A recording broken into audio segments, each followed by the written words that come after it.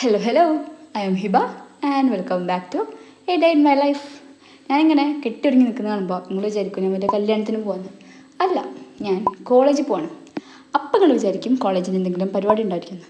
ഇല്ല, വെറുതെ അണിയോ ഷോ. സംഭവം എന്താ വെച്ചാൽ എൻ്റെ അടുത്ത് ഒരാൾ പറഞ്ഞു ഈ ഡ്രസ്സിൽ എന്നെ കാണാൻ നല്ല രസമുണ്ടെന്ന്.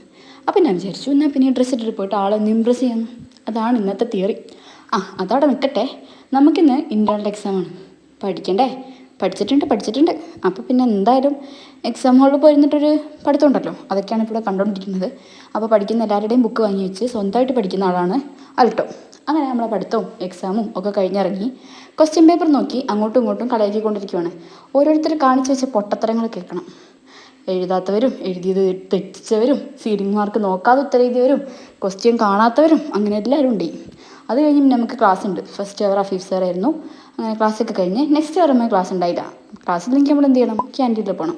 ക്യാൻറ്റീനിൽ പോയി വെറുതെ കുറച്ച് നേരം അവിടെ ഇരുന്ന് പിന്നെ നമ്മൾ കെട്ടിയൊരുങ്ങി പോയതാണല്ലോ, കുറച്ച് ഫോട്ടോസൊക്കെ എടുത്തു. ഇനി ഇതാണ് ഷഹന.